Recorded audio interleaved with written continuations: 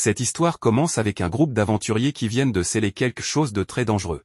Ils mentionnent qu'il ne s'agit que d'une question de temps avant que le donjon inversé ténébreux n'envahisse le monde entier, à moins que quelqu'un ne parvienne à vaincre le Seigneur des Ténèbres. Cela s'est déjà produit par le passé, et c'est pourquoi ils espèrent qu'un héros apparaîtra pour sauver l'humanité. Nous retrouvons ensuite ces aventuriers en plein combat contre un monstre puissant. Leur force est évidente. Ce groupe, connu sous le nom de Lance du Tonnerre, est de rang A et vient tout juste de vaincre une hydre. Mais attendez, ils sont observés. Il se trouve qu'ils diffusent leur aventure en direct et ont atteint 1 million de spectateurs.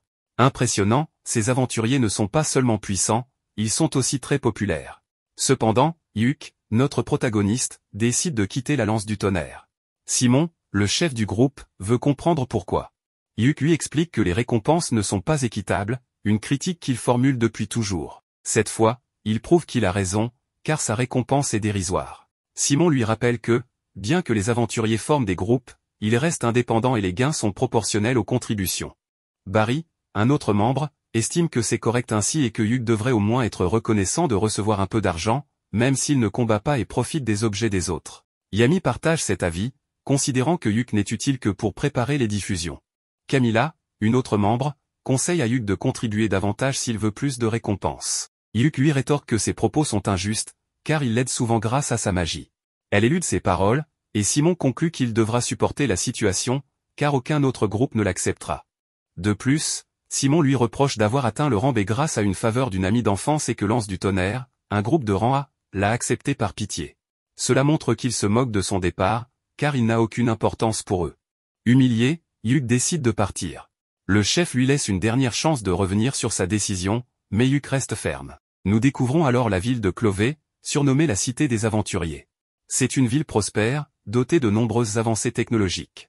Au sein du guilde, Yuk rencontre la réceptionniste nommée Mamar. Yuk lui annonce qu'il cherche un nouveau travail, ce qui la surprend, puisqu'il appartient normalement à son groupe habituel. Il lui explique qu'il a décidé de partir, ce qui ne choque pas Mamar, car, selon elle, il est courant que des tensions surviennent dans les groupes. Elle lui remet un formulaire à remplir. Nous apprenons alors que Yuk a 20 ans, qu'il est mage rouge et alchimiste de rang B. Il possède des talents comme l'amélioration des capacités, le soutien d'équipe et il est aussi un expert en montage de stream. Une femme, toute excitée de voir Yuk, l'appelle professeur. Il s'agit de Marina, qui a reçu des cours de la part du protagoniste par le passé. Marina est curieuse de savoir ce qu'il fait et, lorsque Yuk lui explique qu'il cherche un groupe, elle trouve cela parfait. Elle aimerait qu'il rejoigne le sien. Peu après, nous rencontrons les autres membres de son équipe, dont Silk, une mage élémentaire, et Ren, une prêtresse. Elles ont également été des élèves temporaires de Yuk. Les 3 femmes n'ont aucun problème à ce qu'il se joigne à elles. Toutefois, elles s'assurent qu'il est certain de vouloir rejoindre leur groupe, car elles sont un groupe débutant de rang D. Yuk répond que cela ne le dérange pas, car dans les groupes de rang plus élevés, les missions sont souvent compliquées et nécessitent l'utilisation d'artefacts coûteux. Il ne veut plus accumuler de dettes. Tout le monde est ravi de cette nouvelle collaboration, et ils acceptent une mission qui consiste à collecter des minerais dans un donjon abandonné ressemblant à une mine. Une fois à l'intérieur, Marina prend la tête du groupe, mais Yuk lui demande de lui laisser le rôle de leader. Marina est surprise, car, en tant qu'épéiste mage, elle est censée diriger lorsque ni voleur ni éclaireur ne sont présents. Yuk reconnaît son rôle, mais il explique qu'il dispose de certains outils très utiles, bien que simples, comme une lanterne détectrice qui utilise une huile spéciale pour révéler les pièges. Même si cette huile est chère, ce n'est pas un problème pour lui, car il peut la fabriquer en tant qu'alchimiste. Il demande ensuite à Marina de couvrir l'arrière-garde, juste au cas où. Tandis qu'ils avancent, Yuk pense brièvement à ses anciens compagnons, mais soudain, il détecte une menace dangereuse au fond du donjon. Il demande à tout le monde de se préparer à combattre. Il se retrouve face à des monstres appelés Bolgres. Les filles commencent l'attaque pendant que Yuk utilise ses sorts de soutien pour renforcer les attaques et la résistance physique de Marina, ce qui lui permet d'éliminer plusieurs ennemis. Les membres de l'équipe sont stupéfaits de voir Yuk lancer 3 sorts de soutien en même temps, et ce, sans même les incanter. Cela les impressionne encore davantage lorsqu'ils se souviennent de ses capacités. Après avoir terminé le premier étage du donjon, ils vérifient l'état de chaque membre, une étape essentielle dans l'exploration des donjons. Une fois assurés que tout le monde est en bonne condition, ils poursuivent leur chemin. Ils rencontrent bientôt des mineurs cadavériques en grand nombre. Ren commence à prier pour demander de l'aide divine, tandis que les autres préparent une attaque puissante pour les éliminer en un clin d'œil. Cependant, cette attaque consomme énormément de mana, et Yuk utilise une de ses capacités pour restaurer rapidement les réserves de Ren. Les autres sont stupéfaits, car la récupération de mana est une compétence très rare et exclusive aux mages rouges. Cette capacité est si prestigieuse qu'elle garantit une place dans des groupes de rang A. Malgré cela, Yuk reste modeste, expliquant que le plus difficile est simplement d'obtenir le grimoire et d'apprendre le sort.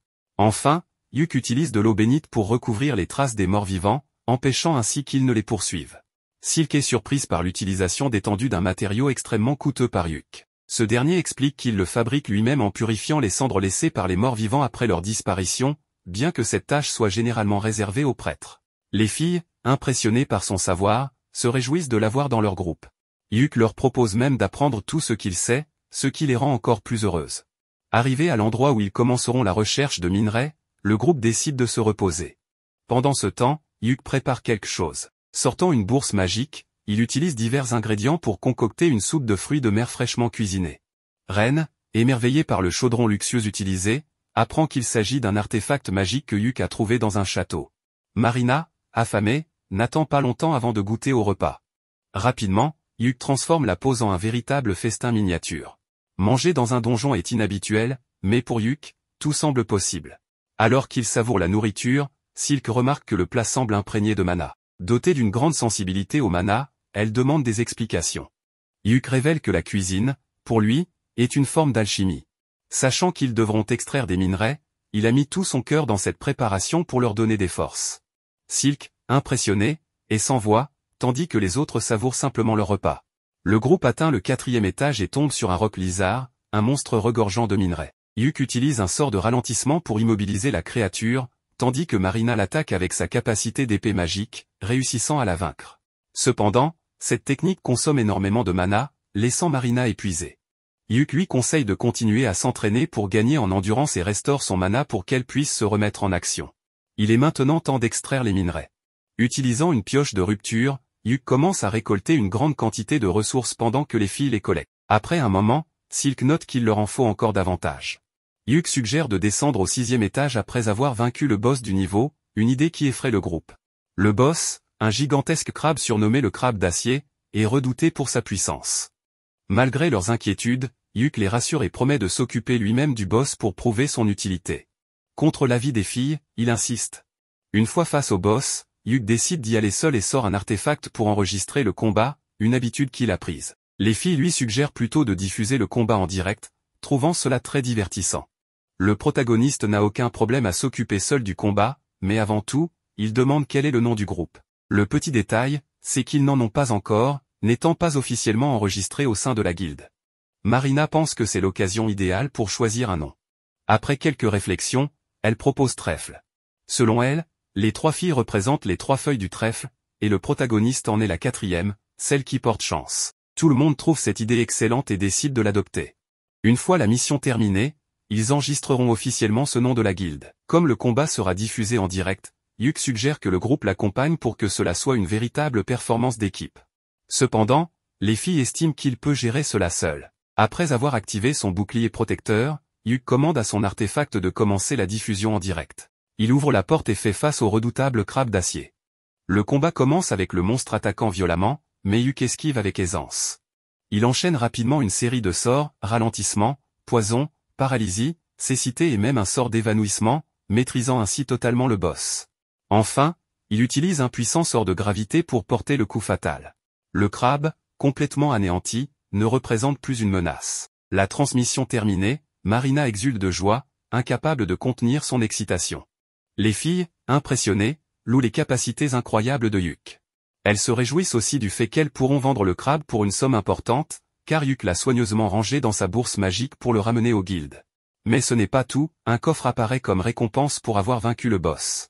Il regorge de minerais précieux, bien plus que ce à quoi il s'attendait.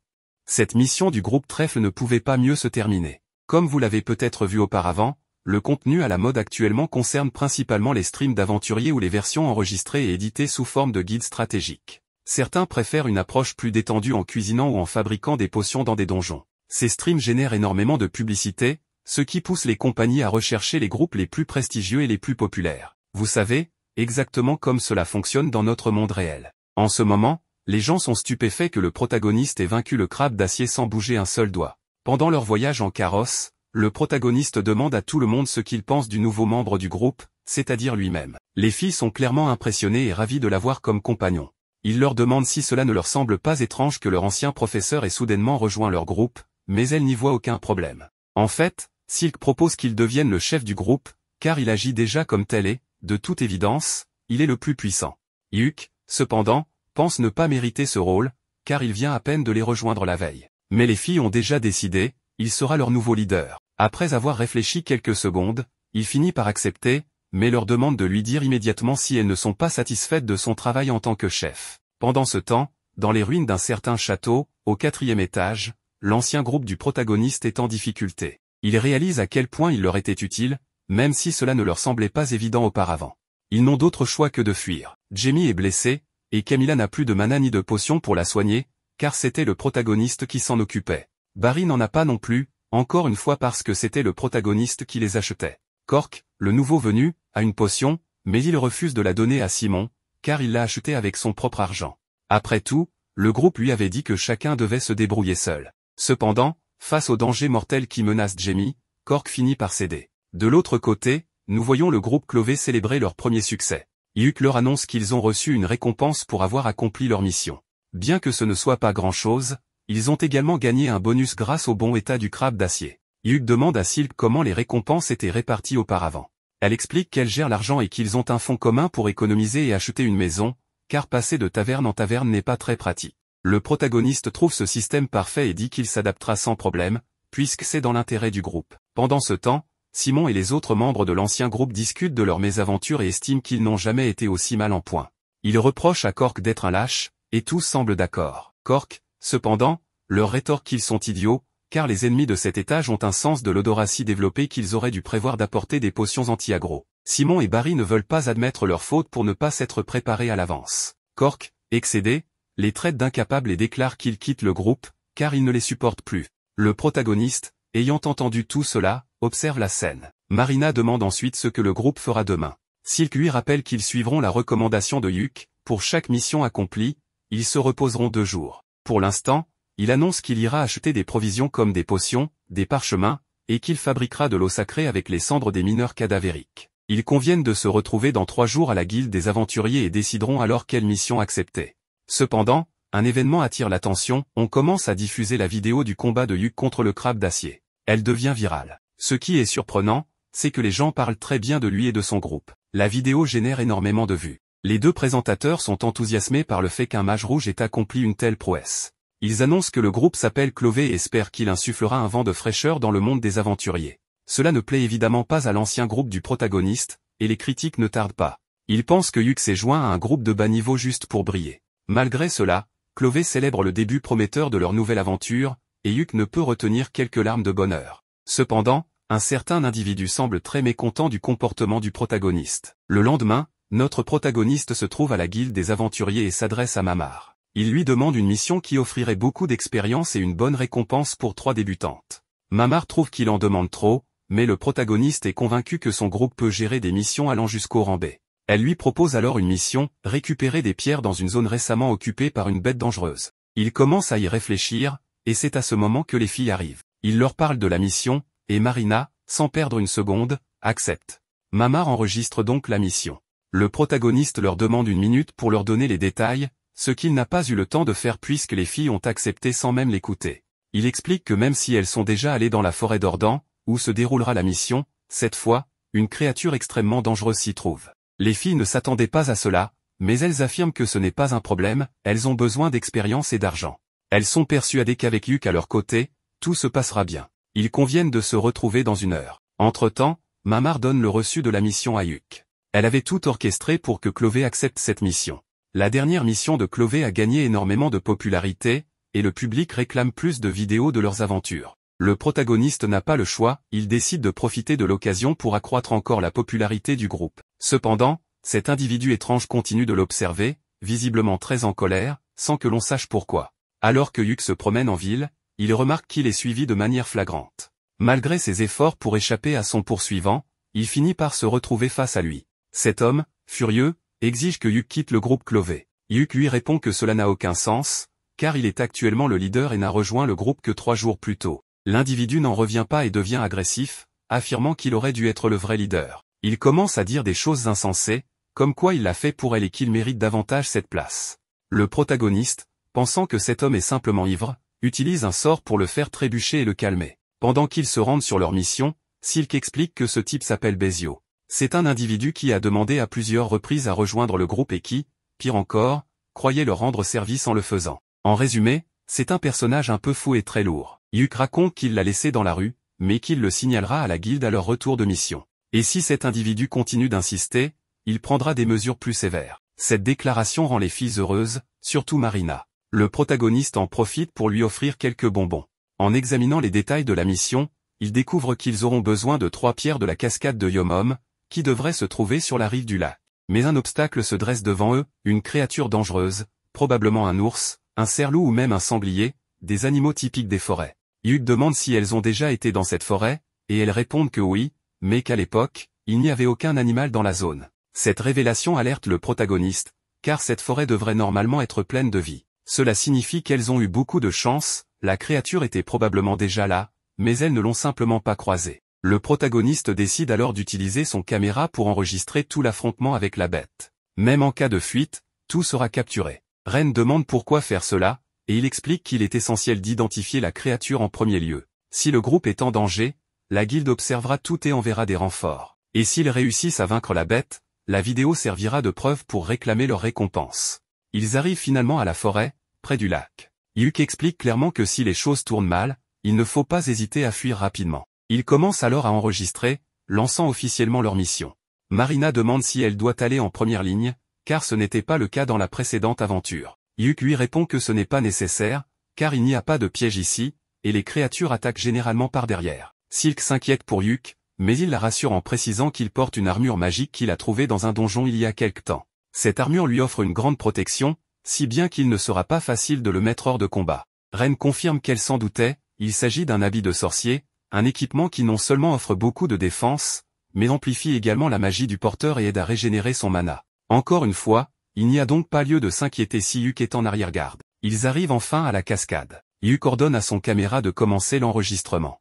Et c'est alors que la bête fait son apparition. Il s'agit d'un Zarnag, une créature de très haut niveau qui habite dans les plaines du Nord ou dans des donjons d'une difficulté extrême. Cette créature est connue sous le nom de Roi du Nord et ne devrait absolument pas se trouver ici. Notre protagoniste est très inquiet, car il sait que son groupe n'a absolument pas le niveau pour affronter une telle bête. Il leur ordonne de s'enfuir immédiatement pendant qu'il retient la créature. Bien sûr, il espère que la guilde observe tout et enverra des renforts rapidement. La situation est si grave qu'il demande à Silk de prendre sa place comme leader, car il n'est pas sûr de s'en sortir indemne. Marina, cependant, refuse de fuir. Elle suggère que si Yuk peut distraire le Zarnag, toutes ensemble pourront en profiter pour le vaincre. Yuk n'est pas d'accord, considérant les risques trop élevés, mais voyant que les filles refusent de reculer, il n'a pas d'autre choix que d'accepter. Il active immédiatement un enchantement physique pour tout le groupe. Marina se lance alors à l'attaque. Comme on pouvait s'y attendre, ses efforts ne suffisent pas, et elle finit grièvement blessée par un coup du monstre. Yuk utilise alors plusieurs sorts, comme paralysie, ralentissement, poison, évanouissement et cécité, mais ceux-ci n'ont que très peu d'effet. Notre protagoniste commence à se demander si cette créature est un monstre unique ou si elle porte un nom spécifique. Mais la bataille continue, et il demande à Silk de lui accorder le plus de temps possible. Les filles donnent tout ce qu'elles ont, pendant que Yuk prépare un sort puissant. Il demande à Marina de reculer, et une fois prêt, il utilise sa compétence de niveau C, appelée missile prismatique. Bien que l'attaque du protagoniste ait infligé beaucoup de dégâts au monstre, ce dernier veut toujours en finir avec eux. Ren a également une carte à jouer et lance sa compétence fouet de lumière, qui est très puissante. Cependant, cela ne suffit toujours pas à le vaincre. Le protagoniste avertit Marina que c'est le moment parfait pour qu'elle porte un coup fatal. Grâce au buff qu'il lui donne, ils parviennent enfin à éliminer ce monstre redoutable. Maintenant que tout a été retransmis en direct, le stream se termine. Bien entendu, les spectateurs sont fascinés par la prestation du groupe Trèfle et ne cessent d'en parler. De retour avec le groupe, le protagoniste se sent étourdi d'avoir utilisé autant de mana pour l'attaque, tandis que les filles ont du mal à croire qu'ils ont réussi à vaincre un adversaire aussi terrifiant. Yuk leur annonce qu'elle mérite un sermon, mais Ren riposte en disant qu'il en mérite un également, puisqu'il était visiblement prêt à combattre, même si cela devait lui coûter la vie. Silk, de son côté, critique également les consignes qu'il leur a données, et bien sûr, Marina en rajoute. Le protagoniste se rend compte qu'il fait face à un 3 contre 1, mais il leur demande de comprendre que leur victoire n'était qu'une question de chance. Cette remarque ne plaît pas aux filles, mais elles décident de discuter de tout cela plus tard. Pour l'instant, elles vont se rafraîchir dans l'eau pour se nettoyer après ce combat chaotique, tandis que le protagoniste se charge de préparer le campement. Cela lui rappelle le moment où il avait suivi un cours préliminaire d'aventurier avec les filles, environ 6 mois auparavant. À l'époque, il les avait félicités pour leur talent prometteur. Silk lui avait demandé des conseils pour s'améliorer, et il leur avait donné des retours spécifiques. Marina avait tendance à être un peu négligente, tandis que Silk était trop prudente, ce qui n'est pas toujours bon. Quant à Ren, il lui avait conseillé de s'estimer davantage. Il avait aussi admis qu'elle mériterait sans doute le rendez, si elle rejoignait officiellement la guilde, ce qui les avait beaucoup réjouis. Ils s'étaient ensuite mis d'accord pour cuisiner un ragoût de lapin fraîchement capturé, en combinant la magie de Ren et les compétences du protagoniste. Dès lors, il avait vu leur potentiel en tant que groupe équilibré d'aventuriers, capable de surpasser avec le temps des groupes de niveau supérieur. Revenant au présent, Yuk avoue qu'il n'aurait jamais imaginé former un groupe avec elle. Quelques jours plus tard, Trèfle est convoqué par le maître de guilde. Yuk suppose que cela est lié à leur victoire contre le Zarnarg, le monstre qu'ils ont vaincu récemment. Les filles, perplexes, ne comprennent pas pourquoi, alors le protagoniste leur explique que cette mission était probablement destinée à des aventuriers de rang B. Mais pour une raison inconnue, elle a été confiée à des groupes de rang D. Ils pensent qu'ils vont recevoir des félicitations pour avoir vaincu le monstre, mais ils se doutent aussi qu'il y aura des mauvaises nouvelles. Finalement, le maître de guilde, Benwood, fait son apparition. Il demande à Yuk de lui donner tous les détails sur ce qui s'est passé. Cependant, Yuk lui répond qu'il l'a déjà fait dans ses rapports. Benwood précise qu'il veut entendre son avis personnel sur le sujet. Les filles, intimidées, commencent à se sentir mal à l'aise, ce qui pousse le protagoniste à demander au maître de ne pas les mettre dans une telle situation. Si Benwood voulait tant parler avec le protagoniste, il aurait dû le convoquer seul au lieu d'effrayer les filles. Silk demande au protagoniste de se calmer et de se rappeler qu'il s'adresse au maître de guilde en personne. Cependant, peu après, Benwood félicite Yuk pour avoir mis de côté tant de formalités. Malgré cela, notre protagoniste reste contrarié par l'attitude violente du maître de guilde. Une fois assis, Yuk insiste que tout ce qu'il y a à savoir est déjà dans son rapport sur le Zarnarg. Benwood insiste néanmoins pour entendre son avis personnel. Yuk suggère alors qu'il pourrait s'agir d'un débordement, nécessitant une enquête. Benwood ordonne immédiatement une enquête d'urgence. Marina demande ce qu'est un débordement, et Yuk lui explique que cela se produit lorsque les monstres sortent de leur donjon. Benwood précise que les monstres ont un lien de mana avec les donjons, mais que ce lien peut se rompre. Cela peut également provoquer une stampede, un phénomène extrêmement dangereux qui pourrait mettre toute la ville en péril. Avant de partir, le maître de guilde présente ses excuses pour les avoir exposés à un tel danger, assurant que ce n'était pas intentionnel. Les filles minimisent l'incident, expliquant que ce n'était pas si grave, car Yuk a presque vaincu le monstre à lui seul grâce à sa magie. Benwood reconnaît que le stream a prouvé que leur groupe est capable de grandes choses et propose de promouvoir les filles au rang C. Le protagoniste demande s'il en est sûr, et Benwood confirme qu'il souhaite également promouvoir Yuk au rang A. Il souligne que leur retransmission a montré leur puissance, notamment grâce au sort prismique missile utilisé par Yuk pour vaincre le Zarnarg. Après avoir signé les documents, tout le monde part célébrer à la taverne habituelle. Monter au rang C pour les filles et au rang A pour Yuk est un exploit remarquable. En discutant de la récompense, Yuk demande à Silk de vérifier les gains. Il découvre une importante somme d'argent, car la mission a été reclassée au rang B, et Yuk a vendu le monstre à un bon prix. En triant les comptes, Silk informe Yuk qu'il a reçu une lettre de Benwood, une sorte d'excuse personnelle accompagnée d'un randal de platine, une pièce rare de grande valeur. Silk annonce qu'ils ont désormais les fonds nécessaires pour établir leur base.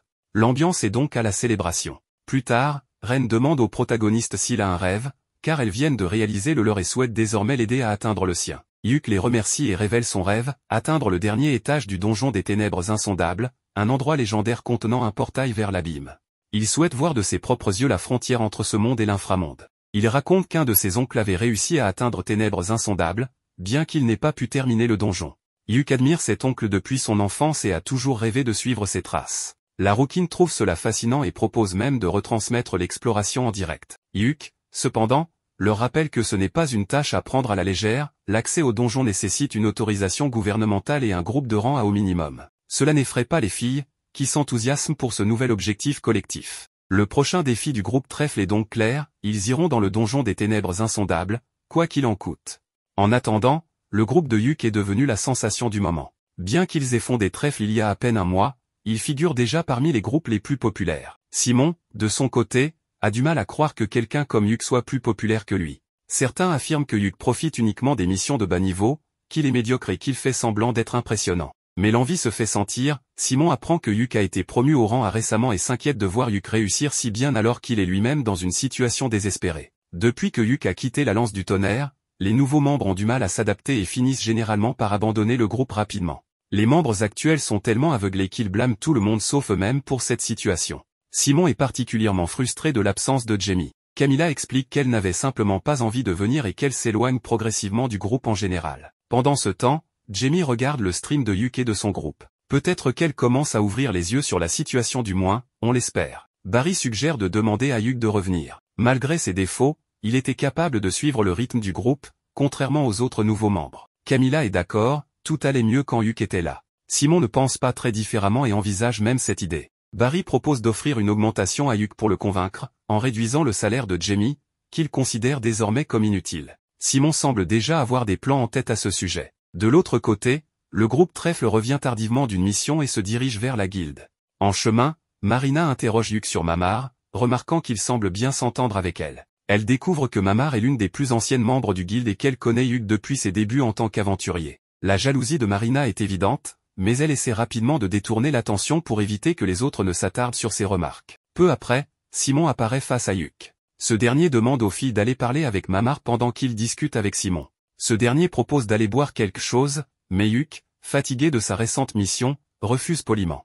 Simon insiste, lui demandant de revenir dans l'anse du tonnerre. Il lui rappelle leur rêve d'enfance, atteindre le portail de l'abîme pour voir la frontière entre leur monde et l'inframonde. Simon affirme que Yuk aurait tout ce dont il a besoin avec l'anse du tonnerre, un groupe de rang A, les autorisations nécessaires du gouvernement et du guilde. Il propose même d'augmenter son salaire pour le convaincre. Mais Yuk refuse fermement, déclarant qu'il est désormais le leader de Trèfle et qu'il n'a aucune intention d'abandonner son groupe. Simon, contrarié, lui demande s'il est conscient des problèmes qu'il rencontre depuis son départ et s'il ne ressent pas de remords. Il lui reproche même d'être en partie responsable des difficultés actuelles de l'anse du tonnerre. Mais Yuk lui rappelle que c'est eux qui l'ont traité comme de la poubelle et qu'il n'a aucune envie de retourner dans leur groupe. Simon n'en revient pas, mais les filles, qui avaient discrètement écouté toute la conversation, font irruption. Marina demande à Yuk s'il compte les abandonner, ce à quoi il répond qu'il n'en est absolument pas question. Il leur promet qu'il restera leur leader pour toujours. Il insiste cependant sur le fait qu'ils doivent maintenant terminer leur rapport de mission avant d'aller, comme d'habitude, célébrer un peu leur succès. Dans une autre scène, Yuk assis avec ses amis, leur annonçant qu'une guilde leur a confié une mission qu'ils doivent accomplir. Cette demande provient d'Hurty, une entreprise très influente. Silk mentionne que son arc provient justement de cette compagnie. Hurty fait la promotion d'un nouveau produit, et les trois doivent porter la toute dernière armure fabriquée par une filiale d'Hurty. De plus, l'entreprise utilisera leurs images à des fins promotionnelles. Les filles sont ravies, surtout Marina. Leur enthousiasme atteint son paroxysme lorsqu'elle découvre la généreuse récompense et la haute qualité de l'armure. Ainsi, la prochaine mission de l'escouade Clovey consiste à accomplir leur tâche tout en portant l'armure dernier cri d'Hurty. La mission se déroule dans la ville de Qualto, où se situe le siège d'Hurty, plus précisément dans les ruines d'Aion. À son arrivée, Yuk commente qu'il est déjà venu ici quelques fois avec son ancienne équipe à l'époque. À ce moment-là, ses amis apparaissent vêtus de leurs nouvelles armures, resplendissantes. Yuk est un instant subjugué par leur beauté avant de leur offrir un petit sourire. Même si elles ne sont pas encore habituées à ces tenues, elles s'y feront rapidement. Il explique ensuite que, cette fois, ils ne feront pas de diffusion en direct. À la place, ils enregistreront des séquences vidéo directement pour Hurty. Ainsi, ils commencent leur tournage, puis entrent dans les ruines d'Aion, une immense ruine antique ne comptant que 4 étages. Leur objectif est d'atteindre le sanctuaire de la cité abandonnée. En explorant, ils découvrent des escaliers menant vers les bords est et ouest. Marina propose de descendre en rappel, mais Yuk l'avertit que c'est trop dangereux. Pour prouver son point, il ramasse une pierre et la laisse tomber dans le vide. Dès qu'elle touche le sol, des barrières électriques invisibles bloquent le passage. Ces barrières, créées grâce à un puissant sort de distorsion, empêchent toute traversée. Ils descendent ensuite au 2e étage, où Yuk remarque un cercle rouge au centre de la zone. En s'approchant, il réalise qu'il s'agit d'un piège géant. Il attrape un long bâton et le pousse vers le cercle rouge. Dès que le bâton touche la zone, des flèches et des lances jaillissent de toutes parts. Évitant habilement cette pluie de projectiles, il progresse jusqu'à un escalier menant plus bas. Avant de descendre, Yuk suggère de prendre une collation rapide. Alors qu'ils s'apprêtent à avancer, ils s'arrêtent soudainement, quelque chose leur bloque le passage. Instinctivement, ils se mettent en position de combat. Devant eux se dressent 4 énormes orques. Silk saisit son arc, mais Yuk lui ordonne de rester calme. Toutefois, Silk est enflammée et déclare qu'elle les éliminera tous. Elle s'exclame qu'ils ne doivent en laisser aucun s'échapper. Ces orques ne sont pas de simples monstres, car malgré leur niveau C, Yuk leur demande de ne pas les sous-estimer. Yuk établit rapidement un plan de bataille, attaquant d'abord avec la magie et les flèches, ensuite Marina chargera et Silk fournira un soutien à distance. Marina lance une boule de feu, faisant reculer les orques, tandis que Yuk les bombarde de pierres explosives de tous les côtés. Silk termine le travail en les transperçant de ses flèches une à une. Affaiblie, Marina fonce, son épée enveloppée d'énergie, et tranche une orque en deux avant de bondir dans les airs pour en abattre une autre. Après le combat, Yuk ramasse un fragment doré, tandis que Marina trouve une étrange lettre sur l'une des orques. En la lisant, Yuk comprend qu'il s'agit d'un enregistrement d'inspiration, un artefact ancien capable de révéler un potentiel caché. Il n'a pas beaucoup de valeur marchande et le vendre serait un gâchis. Il propose alors de le restaurer eux-mêmes. Cet objet peut légèrement améliorer les talents d'un utilisateur, comme lui offrir une classe secondaire ou débloquer une nouvelle compétence. Après discussion, il décide que Marina en bénéficiera, puisqu'elle ne possède encore qu'une seule classe. Marina accepte. La scène suivante montre le groupe en train de préparer un repas bien mérité après le combat. Ils discutent des pouvoirs magiques et d'un sac enchanté capable de tout stocker. S'ils en trouvent un, ils conviennent que Silk devrait en être la première bénéficiaire. Après avoir passé en revue leurs gains et leurs pertes, ils poursuivent leur mission en montant au 3e étage. Yuk les prévient de rester sur leur garde, car ils ne savent pas d'où les monstres pourraient attaquer. Silk demande s'il y a des boss sur cet étage. Yuk répond qu'il y avait autrefois des gardiens protégeant l'entrée d'Odred, la cité abandonnée, mais aucun n'a été aperçu depuis 10 ans. Cependant, des rapports indiquent que de nombreux traqueurs d'ombre rôdent dans l'obscurité, prêts à frapper. Même s'il en a entendu parler, Yuk n'en a jamais vu de ses propres yeux. Marina lui demande à quoi il ressemble. Yuk décrit des silhouettes humanoïdes entièrement noires avec des yeux lumineux. Soudain, des créatures correspondant exactement à cette description émergent des ténèbres. Yuk est sidéré, car il n'en a pas vu depuis plus d'une décennie. Réalisant l'importance de la situation, il demande à ses amis d'enregistrer leur rencontre. Il les rassure que ces monstres ne peuvent pas traverser le corridor du moins, c'est ce qu'il croit. Mais contre toute attente, l'une des créatures franchit le corridor. Yuk ordonne immédiatement à ses amis de se préparer au combat. Il sort un parchemin d'amélioration multiple, tandis que Marina charge pour attaquer. Avant qu'elle ne puisse frapper, le monstre riposte violemment et l'envoie au sol. Ren accourt pour la soigner avec sa magie, tandis que Yuk et Silk coordonnent leurs attaques. Le monstre riposte en blessant Yuk au visage, mais il ne bronche pas et poursuit son assaut. C'est alors que la créature lance un sort de malédiction sur lui, le plongeant dans l'inconscience. Avec Yuk hors de combat, les filles prennent les choses en main. Ren brandit sa lance et attaque, tandis que Silk prépare ses enchantements. Soudain, Silk sent que le monstre s'apprête à frapper Marina. Réagissant vite, elle demande à Ren de lancer une bénédiction sacrée sur Marina, qui est ainsi protégée juste à temps. Déterminée, Ren déchaîne un puissant sort de zone pour en finir, mais avant que son attaque n'atteigne la cible, le monstre disparaît pour réapparaître juste devant Silk, lui tirant une salve d'énergie noire. À cet instant, Yuk reprend conscience et active un parchemin de protection lumineuse, faisant s'écraser le monstre au sol. Saisissant l'opportunité, Yuk et ses amis attaquent ensemble sans relâche. Après un combat intense, la créature est enfin vaincue. Le groupe célèbre leur victoire et Yuk remercie ses amis, admettant qu'ils n'auraient pas pu réussir seuls. Ren souligne que le monstre ne devrait pas avoir pu traverser le corridor, ce qui les intrigue. Yuk décide qu'ils doivent terminer leur mission avant d'approfondir cette question. Enfin, ils atteignent les portes d'Odred, la cité abandonnée d'Aion, marquant la fin de leur aventure pour aujourd'hui. De retour à la guilde des aventuriers de Qualto,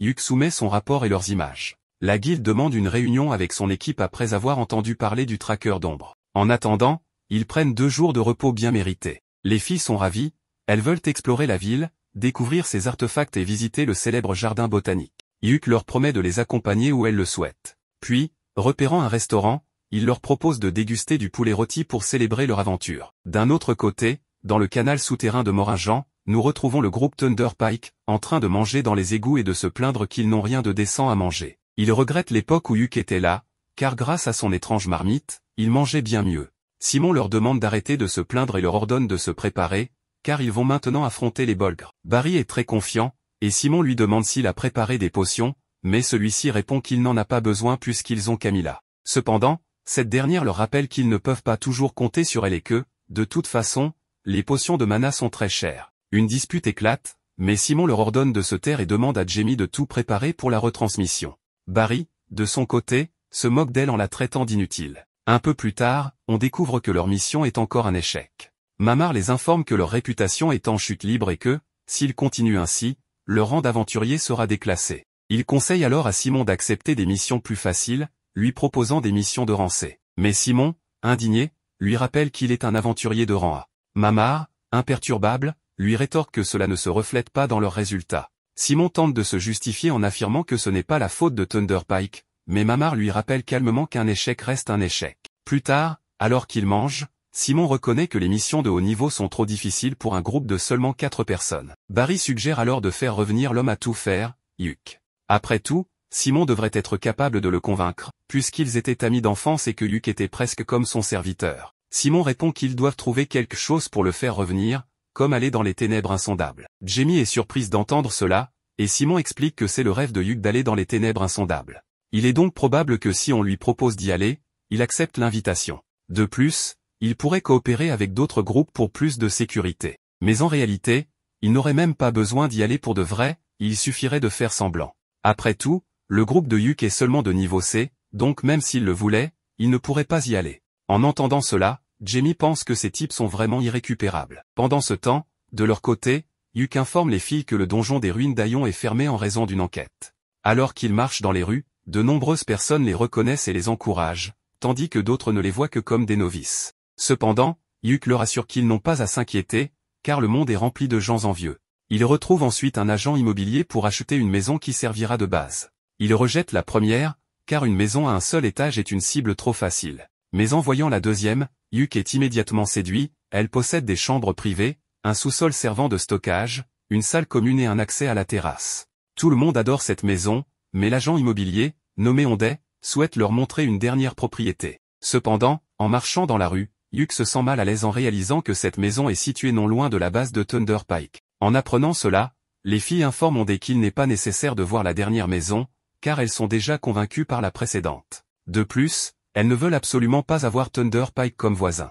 Sans perdre de temps, Hugh et les filles commencent à emménager. Hugh est surpris lorsque les filles lui demandent quelle chambre il va prendre, car il pensait qu'elles allaient vivre seules. Mais elles lui font comprendre qu'elles veulent vivre avec lui. Hugh est un peu nerveux, mais elles lui disent que cela ne sert à rien de discuter. Après tout, comment pourrait-il abandonner 3 filles sans défense dans une maison? Finalement, il accepte, mais leur demande de bien verrouiller leur porte, car après tout, il reste un homme. Après avoir terminé leur installation, ils vont manger. Hugh leur offre une gigantesque tablette en guise de décoration et de cadeau de pendaison de crémaillère, car elle leur sera utile pour regarder leurs propres vidéos et planifier des stratégies. Tout le monde est ravi et trinque à leur nouvelle base.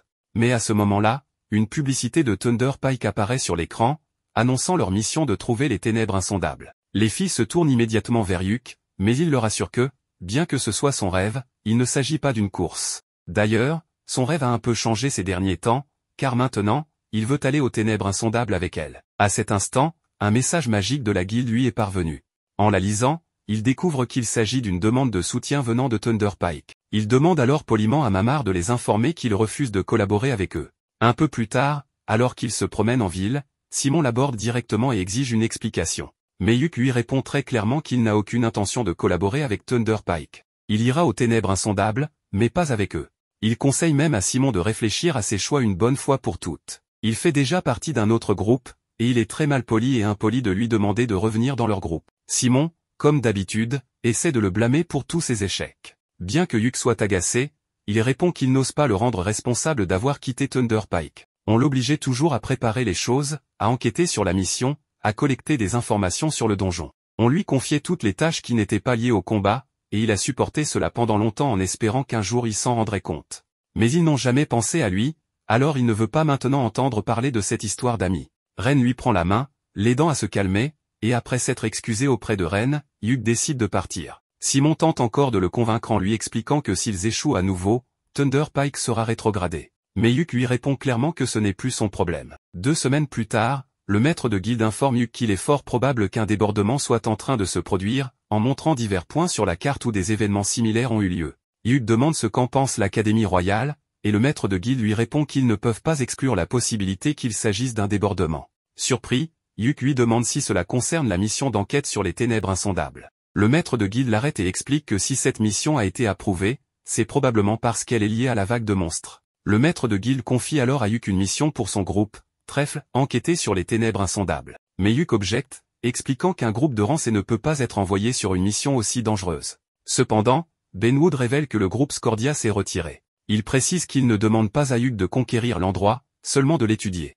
Hugh insiste sur le fait que pour progresser, il faut compléter la mission, mais Benwood refuse et lui remet un précieux parchemin de sortie. Il veut des informations provenant directement de Hugh et de personne d'autre. À ce moment-là, Mamar entre dans la pièce et remet à Hugh une demande officielle, le groupe Trèfle est temporairement considéré comme un groupe de rang A. La mission leur est confiée sur ordre du roi de Welmelia. Sans autre option, Yuk informe ses coéquipières et leur dit qu'il préférerait refuser cette mission. Bien que la récompense soit alléchante et que cela améliorerait leur score, c'est une mission dangereuse et il manque encore d'expérience. Silk lui répond qu'elle comprend ses inquiétudes, mais qu'ils peuvent se préparer. De toute façon, tôt ou tard, ils devront explorer ce donjon pour trouver le portail vers l'abîme, donc c'est une bonne occasion d'y aller en avance. Toutes les filles sont d'accord. Ren demande alors à Yuk s'il a peur, et il lui avoue qu'il a effectivement peur mais de les perdre. Ren l'enlace et lui dit d'accepter la mission. Voyant ses coéquipières déterminées à l'aider, il s'excuse auprès d'elle. Silk explique aux autres que leur professeur a longuement réfléchi à leur sécurité, et qu'elles doivent progresser autant que possible pour qu'ils n'aient plus à s'inquiéter pour elles. Après avoir trouvé un accord, ils se rendent auprès de Benwood et l'informent qu'avant de partir, ils veulent recruter un autre membre pour les soutenir. Ils demandent à Benwood de leur recommander quelqu'un de compétent. Benwood leur apprend que Mamar a déjà anticipé cela et leur présente Néné, qui souhaite les rejoindre. Mamar précise qu'elle est la fille d'un ami et qu'elle a causé des ennuis dans sa terre natale. Il l'a donc amenée avec lui pour l'aider à changer de voie. Néné se présente alors sous le nom de Néné Shilfindle, une ancienne voleuse devenue ninja. Elle promet de se consacrer entièrement au groupe. En ce moment, le groupe se trouve à l'entrée du donjon, et Silk est surprise de voir qu'elle se situe juste sous le siège de la guilde. Mamar explique que la guilde a été construite à cet endroit précisément pour sceller l'entrée et la protéger. Benwood veut leur annoncer une nouvelle, Scordia, l'un des 3 groupes de rang A, s'est retiré de l'enquête. C'était déjà connu, mais maintenant, le groupe Grantsblow a fait de même. Cela signifie que seul Thunder Pike est encore disponible pour cette mission. Cependant, un membre précise que Simon, le chef, n'a pas été totalement transparent sur l'utilisation des fonds alloués, ce qui ne surprend pas le protagoniste. Une enquête sera rapidement ouverte à ce sujet. Benwood leur rappelle de respecter les règles générales des donjons, mais le protagoniste trouve cela évident. Les filles ont aussi préparé plusieurs stratégies pour assurer le bon déroulement de la mission. Pour le moment, leur groupe part en mission et fait ses adieux aux autres. Cependant, le protagoniste veut commencer en lançant un live stream. Les spectateurs sont intrigués et espèrent un contenu intéressant. Au premier étage, tout se passe plutôt bien. Néné, chargé de guider l'équipe, décide d'aller explorer un peu plus loin. Marina félicite Ren pour son nouveau bâton, qu'elle a baptisé bâton cramoisi, un artefact qui renforce considérablement la magie offensive. Silk demande au protagoniste ce qu'il pense du donjon jusqu'ici, et il avoue être moins enthousiaste qu'il ne l'avait imaginé. Les filles trouvent cela normal puisqu'ils viennent à peine de commencer, mais Silk, elle, est surexcitée. Pour elle, c'est un rêve qui se réalise. Depuis qu'elle est devenue aventurière, elle a décidé de rester dans la société humaine et de gagner de l'argent. Cependant, sa vision du monde a changé grâce au protagoniste, et accomplir son rêve à ses côtés l'émeut profondément. Néné revient après avoir exploré la route et annonce que cet endroit est très étrange. Pendant qu'ils poursuivent leur chemin, le protagoniste leur apprend que Thunder Pike est déjà arrivé au 8e étage. Marina est surprise, car cela fait 2 semaines qu'ils sont ici, et ne progresser que jusqu'au 8e étage est peu. Yuk explique que l'objectif de la mission est de découvrir si quelque chose d'inhabituel se passe dans ce donjon, et non de le conquérir. Comme l'expédition est diffusée en direct, le maître de la guilde et les représentants de l'Académie royale examineront la vidéo en détail. D'après les archives de l'Académie, ce donjon est en réalité une tour souterraine. Une rumeur dit qu'il existe un escalier qui monte vers la surface. Les documents historiques indiquent que quiconque tente de monter sans emprunter ces escaliers subit des effets étranges, comme une distorsion spatiale. En résumé, la règle de ce donjon est d'utiliser les escaliers, que ce soit pour monter ou pour descendre. Soudain, Néné détecte un monstre qu'ils ne pourront pas éviter. Ils n'ont pas le choix, ils doivent combattre. Le monstre qui apparaît est étrange, et l'équipe se demande s'il s'agit d'une chimère. Yuk donne ses instructions, Ren doit lancer un sort offensif compact, Silk doit viser la tête avec son arc, et Marina doit utiliser une nouvelle technique plutôt que son épée habituelle, car leur but est d'éliminer le monstre avant qu'il ne puisse riposter. Marina, la rousse, mentionne qu'elle aurait aimé utiliser une épée, car grâce à un parchemin que le protagoniste lui a donné, elle a obtenu la classe secondaire de samouraï. Néné est surprise que Marina ait 2 classes aussi particulières, mais cette dernière avoue qu'elle aurait préféré apprendre la magie. L'équipe enchaîne les attaques et blesse sérieusement la créature. Après plusieurs assauts combinés, ils finissent par la vaincre, même s'ils ont peut-être un peu exagéré. Après un moment, ils atteignent une zone sécurisée où ils décident de se reposer. Ils arrêtent temporairement la diffusion, et tout semble se dérouler à merveille. Avant de continuer, il faut faire le point sur l'état de chacun. Comme prévu, tout le monde est en pleine forme, car ils n'ont affronté qu'un seul monstre. À présent, il est temps d'ouvrir un coffre. Yuk hésite à le montrer en direct, car Silk pense que si des aventuriers de bas niveau obtiennent un butin spécial, cela pourrait provoquer de la jalousie. Il décide donc de ne pas filmer cette partie. Néné veut ouvrir le coffre, mais découvre qu'il est piégé. Heureusement, elle est bien préparée et désamorce le mécanisme sans difficulté avant d'ouvrir le coffre. À l'intérieur, il trouve de nombreuses pierres précieuses. Le protagoniste demande à Silk de ranger les gemmes et l'or dans sa nouvelle bourse. En fouillant davantage, il découvre une bague très précieuse, mais aussi un étrange cube noir. Les filles sont intriguées et veulent savoir ce que c'est, mais il n'en est pas certain lui-même. C'est étrange, comme si l'objet attendait une réponse. Ni Néné ni lui ne comprennent vraiment ce qui se passe. Le protagoniste dit que cet objet ressemble à un bébé. Les filles meurent d'envie de le garder, mais il préfère en informer Benwood, car cela pourrait être une piste sur ce qui se passe dans ce donjon. Puis, il demande à Ren de lui tendre la main et lui remet la bague. Sur le moment, cela ressemble presque à une demande en mariage. Mais en réalité, il lui donne cette bague parce qu'il trouve qu'elle lui va comme un gant. L'anneau en question est une bague de la sagesse, qui permettra à son porteur de conserver son esprit stable en toutes circonstances. D'ailleurs, maintenant que j'y pense, quelle nécessité y avait-il à s'agenouiller pour donner la bague? Même les filles interprètent mal toute la situation.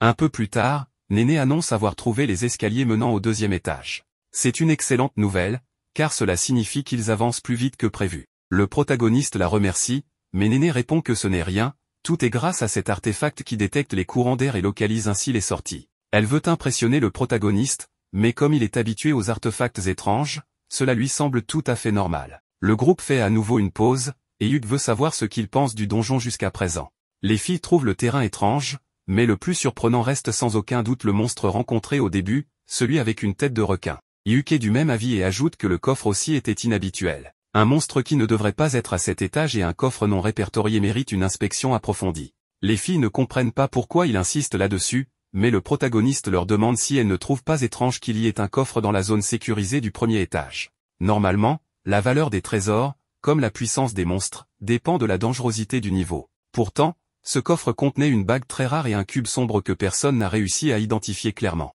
Cela n'a aucun sens, mais pour le moment, ils doivent retourner à la sortie. Néné détecte alors quelqu'un, il s'agit de Thunder Pike. Simon demande au protagoniste pourquoi il n'a pas accepté sa requête s'il comptait de toute façon venir. Il lui répond que cette requête n'était qu'un moyen sournois de le recruter et qu'il est là uniquement parce que Benwood l'a envoyé en mission spéciale. Barry prévient qu'il ferait mieux de ne pas les sous-estimer, et Camilla exige des excuses, estimant que le protagoniste est ingrat. Simon n'accorde pas d'importance à tout cela, car désormais, ils sont en mission ensemble et il demande au protagoniste de lui remettre toutes les informations et objets collectés. Selon lui, puisqu'ils ont une alliance temporaire, ils doivent tout partager. Le protagoniste refuse, affirmant qu'il n'y a aucune alliance entre eux. Barry estime qu'il devrait être reconnaissant, car il lui offre une alliance malgré son rang inférieur. Camilla est du même avis et les avertit qu'ils devront travailler dur pour compenser. Les spectateurs du stream remarquent déjà la tension entre les deux groupes. Simon insiste sur le fait que le rapport devrait être géré par le groupe de rang A. Silk l'interrompt et lui demande s'il n'a pas honte d'extorquer des aventuriers de rang inférieur malgré son statut.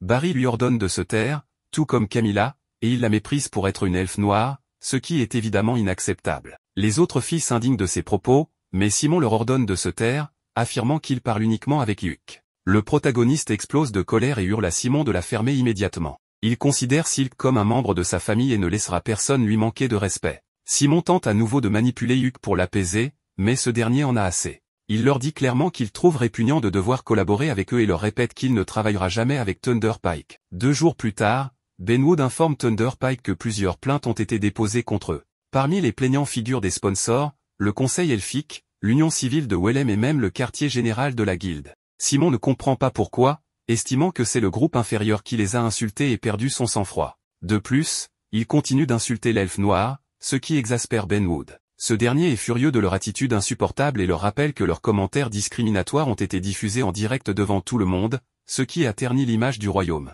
Un tel acte pourrait compliquer les relations avec le royaume des elfes. Thunder Pike doit donc faire une déclaration publique d'excuses et se préparer à perdre leur licence d'aventurier. Pire encore, en fonction des décisions prises, ils pourraient être exilés du royaume à jamais. Simon tente de se justifier en rappelant leur mission d'exploration, affirmant que sans eux, Trèfle ne pourra rien accomplir. Mais Benwood l'interrompt, en réalité, Trèfle a obtenu d'excellents résultats, contrairement à Thunder Pike, qui n'a fait que gaspiller l'argent du royaume. Plus tard, Simon est toujours enfermé dans son délire et ne comprend pas pourquoi il devrait s'excuser. Simon soupçonne Hugh de lui avoir tendu un piège, mais peu après, le gros lard qui avait harcelé les filles de Trèfle, lui propose un plan parfait pour se venger de Hugh et de Trèfle. Simon, à court d'options, demande plus de détails. Maintenant, le protagoniste demande à Marina si elle sait comment utiliser le cube noir. Elle répond que oui, qu'elle l'a découvert récemment, mais qu'elle a besoin de son aide pour y parvenir. Tous deux le tiennent, et Marina lui demande de penser à elle. Le cube la connaît déjà, donc il serait bien de lui montrer un peu de sa perspective. Hyuk commence à penser à Marina, et soudain, le cube brille et se transforme en une grande épée de qualité exceptionnelle. Le protagoniste ne comprend toujours pas comment fonctionne ce cube, mais Marina lui explique que c'est un peu comme un bébé, il a besoin à la fois d'une mère et d'un père. Ensuite, le groupe est sur le point d'entrer à nouveau dans les ténèbres insondables. Le protagoniste est bien conscient que si le danger est trop grand, il devra utiliser le parchemin de sortie. Pour l'instant, il commence la mission et s'adresse aux spectateurs pour leur annoncer qu'il s'agit de la deuxième incursion de trèfle dans le donjon. Leur objectif est d'atteindre les escaliers menant au 3e étage afin d'explorer davantage. Un peu plus tard, on les voit descendre les escaliers, et tout se passe plutôt bien. Il semble que le donjon n'ait pas changé depuis leur dernière visite. Mais en arrivant au 2e étage, ils se retrouvent face à un paysage totalement inattendu. Ils ne comprennent pas comment cela est possible. Hyuk leur demande de rester calme, car il existe déjà des étages qui ressemblent à des zones extérieures. Ren lui répond que oui, mais que cela ne devrait pas arriver dès le 2e étage. En général, ces environnements n'apparaissent qu'à partir du 20e étage, ce qui rend la situation très étrange. Comme il faut rassembler des informations, Ren décide d'utiliser sa magie pour sonder les alentours. Elle ne détecte absolument rien, pas même un monstre. Mais lorsqu'elle demande à Hyuk de tourner à gauche, elle aperçoit une sorte de maison.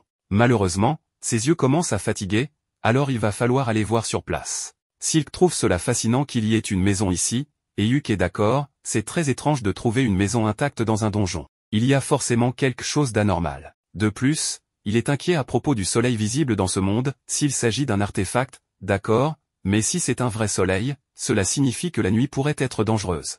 Un peu plus tard, ils arrivent à la maison. Hyuk hésite sur ce qu'il doit faire. Ren ne perçoit aucune trace de mana, mais Hyuk sait que l'entrée pourrait être risquée. Soudain, une vieille femme sort de la maison et leur dit qu'elle n'a pas eu de visiteurs depuis longtemps. Tout le monde est surpris, car personne ne devrait vivre dans un donjon. Il lui demande pourquoi elle est ici, mais elle répond que c'est une longue histoire et les invite à entrer pour en discuter. Le protagoniste refuse immédiatement, ce n'est pas un endroit pour prendre le thé, mais un donjon. La vieille femme les regarde avec compassion et leur dit qu'ils devraient se dépêcher, car la nuit va tomber, et tout va empirer. À ce moment-là, l'espace autour d'eux commence à se distordre. La maison grandit et la vieille femme se transforme en une femme magnifique. Elle regarde le protagoniste avec pitié et lui dit qu'il était sur le point de franchir un seuil dangereux.